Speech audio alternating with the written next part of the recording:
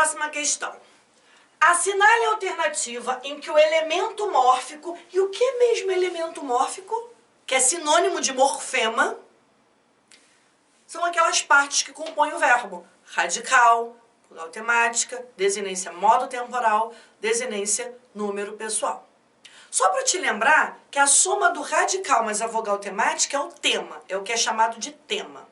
Por exemplo, cantava, cante é o radical, a é a vogal temática, canta é o tema. Só para lembrar. Alternativa em que o elemento mórfico em destaque está incorretamente, aí você sempre destaca, bota uma setinha para o seu cérebro entender o que ele vai pesquisar nas opções.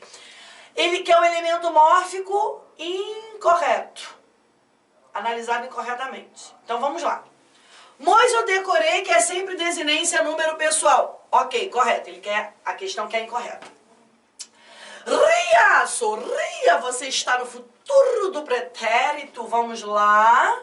Opa! Desinência modo temporal futuro do pretérito do indicativo. Correto? Sorria, você está no futuro do pretérito. Amássemos. Opa! Antes de ler o que está escrito ali, ó. SSE é marca do modo subjuntivo. Tempo, pretérito imperfeito. Então, ó, desinência modo temporal, pretérito imperfeito do subjuntivo. Por eliminação, só poderia ser a letra D de dado. Ué, mas eu não sei o que é uma vogal temática nominal. Existe vogal temática nominal? Existe, que é a vogal temática dos nomes, normalmente substantivos. Só que aqui a questão trata de elementos mórficos. A questão nem fala nada de verbo, né? Um detalhe aqui agora que eu vou te explicar. Existem os elementos mórficos dos verbos e dos nomes. Dos nomes, a gente já não viu ainda. Que normalmente são aqueles elementos que compõem os substantivos. Mas o que acontece? Eu quero que você repare que se eu tenho certeza que a A, B e C está correta, só me sobra a letra D como incorreta. Então eu quero que você aprenda que para você acertar uma questão na ESA, você nem sempre precisa de saber tudo. Basta você, das 5 opções, saber 4. Parece até estranho, né? Mas não é não. Aqui, por exemplo, no caso são 4 opções. Você não sabe nada de uma, mas sabe tudo de 3. Então é o suficiente para você chegar à resposta. Se a questão quer a opção incorreta, você sabe que 3 estão corretas, não sabe nada da outra, só pode ser ela que esteja incorreta. E aí eu não vou falar nada sobre ela, porque eu teria que entrar no mérito das desinências nominais e não vem ao caso, tá? Só para você ficar ligado que nem sempre você precisa de saber todas as opções para chegar à resposta. Só mais umazinha para a gente dar aquela treinada marota. Em relação à estrutura da palavra, não falou nem verbo, palavra, que eu sei que é verbo. Em relação à estrutura da palavra, é correto afirmar que, sempre que uma questão pedir correto ou incorreto, eu destaco, boto uma seta para o meu cérebro entender o que ele vai pesquisar. Ele quer a opção correta. Louva é o radical. Em louvássemos, eu tenho o quê? O verbo é louvar, primeira conjugação, certo? Eu tenho louve como radical. Se é de primeira conjugação, o A que vem após é previsto que seja vogal temática. Eu sei que sempre que eu tiver um SSE no verbo, eu estou diante do modo subjuntivo e do tempo pretérito imperfeito. Então isso aqui ó, é desinência modo temporal, modo subjuntivo, tempo pretérito imperfeito. O MOS é sempre desinência número pessoal. Então, em relação à estrutura, é correto afirmar que louva é o radical? Não, louva é o tema. A é vogal temática? Sim, A é vogal temática. SSE é desinência número pessoal? Não, é modo temporal.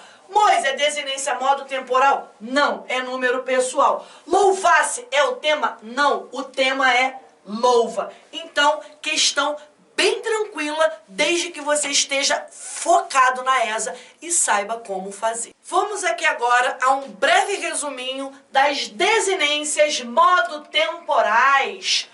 Primeiro, em relação ao subjuntivo. O presente é aquele tempo do subjuntivo em que ocorrem as vogais contrárias. Quando eu pensar em vogal temática, eu estarei diante de uma desinência modo temporal. E quais são? Se os verbos forem de primeira conjugação, a desinência modo temporal é. Se os verbos forem de segunda e terceira conjugação, as desinências modo temporais serão a. Pretérito imperfeito. Qual é a desinência modo temporal? SSE. E o futuro do subjuntivo, a desinência R. Lembrando sempre de diferenciar um verbo quando está no futuro do subjuntivo para um verbo que está em uma de suas formas nominais, infinitivo impessoal.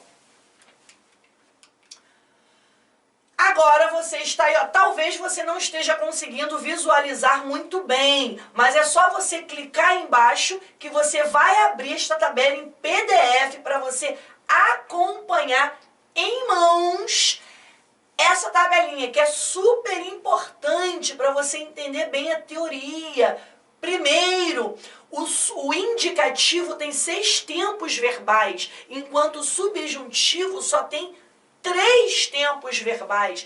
E que teorias eu preciso de saber do modo subjuntivo? Lembrando que as teorias são bem mais curtas, porque você vai ter quase sempre o previsto. Lembrando que no presente do subjuntivo você tem vogais contrárias. Onde tiver zero, você vai ter teoria. O pretérito imperfeito é marcado pela desinência modo temporal SSE. Fora isso, você só vai ter o previsto. E aqui, ó, na desinência número pessoal, onde tiver zero, você escreve lá. Por exemplo, no pretérito imperfeito do subjuntivo, na primeira pessoa do singular, a desinência número pessoal é nula ou não ocorre desinência número pessoal. Anota lá quais são as desinências número pessoais do pretérito imperfeito do subjuntivo. 0S, 0 mois, is, m. Enfim, olha para a tabela colocando as 3 conjugações ao mesmo tempo, para você perceber que a teoria vai valer para as 3 conjugações, mudando só o quê? O radical, obviamente, e as vogais contrárias têm que ser observadas. No pretérito imperfeito, você vai estar diante do previsto normalmente para as 3 conjugações. Então, o ideal é que você tenha assim, ó, em mãos as 3 conjugações para você entender e compreender muito melhor a teoria. Após você compreender, passar pela etapa da compreensão, você vai passar pela etapa do treino, que é pegar essas tabelinhas vazias e pegar aqueles verbos lá que eu te sugeri, aqueles 32, sendo 8 de cada conjugação, e treinar. Fez primeiro o presente, vai lá e coloca embaixo a teoria. Em seguida, fez o pretérito imperfeito, coloca a teoria. O futuro, coloca a teoria. Lembrando que o ideal não é que você faça ao mesmo tempo presente, pretérito e futuro. Primeiro você pega 3 verbinhos de primeira, segunda e terceira conjugação do presente. Coloca ali a teoria. Acabou. Bateu a meta diária. No dia seguinte, pega esses mesmos 3 verbos, pretérito imperfeito, no caso do subjuntivo, né, que são só 3. No dia seguinte, futuro. Isso para você que quer estudar assim, de maneira calma e tranquila, o modo subjuntivo. Mas se você não tiver muito saturado, com o cérebro muito cheio de informações, você pode fazer em um dia 3 verbos, um de primeira, um de segunda e um de terceira conjugação, nos seus 3 tempos do modo subjuntivo. Coloca a teoria de cada tempo, acabou, bateu a sua meta diária. Não fica fazendo um montão, não, porque senão você vai ficar tão saturado que não vai conseguir fixar nada. Dica da Divalene. DDL, modo subjuntivo. O que é DDL mesmo? Devo decorar e lembrar, ou devo dominar para lembrar. E se você preferir, dicas da Divalene. Primeiro, o O subjuntivo indica uma dúvida, uma hipótese. Possui apenas 3 tempos verbais. Quais são eles mesmo, que eu já esqueci? Presente, pretérito imperfeito e futuro. Ah tá, lembrei. Devo também dominar as desinências modo-temporais e as vogais temáticas. No presente do subjuntivo, ocorrem vogais contrárias para as desinências modo-temporais. E a vogal temática, as vogais temáticas para as 3 conjugações no presente do subjuntivo é 0. Nos outros 2 tempos, só o previsto. Devo lembrar o quê? Só repetindo aqui, ó, o que eu acabei de falar. Presente do indicativo, vogais contrárias para a desinência modo-temporal. No presente do subjuntivo. E no pretérito imperfeito do subjuntivo, eu tenho aqui a desinência modo-temporal SSE. E no futuro do subjuntivo, eu tenho aqui a desinência R. Lembrando-me de diferenciar o futuro do subjuntivo do infinitivo impessoal. Assim, eu espero que você tenha conseguido captar o que você precisa saber de verbo até esse presente momento para sua prova na ESA. Para que você seja um estudante focado na ESA. Se tiver que buscar alguma coisa na internet, vá buscar o conjugação.com.br ou algum lugar que você possa encontrar tabelas de desinências, para você se inspirar e criar a sua tabela. Senão, fica só com o que você viu aqui. Tudo bem? E assim, a gente encerra uma outra parte, que é o modo subjuntivo.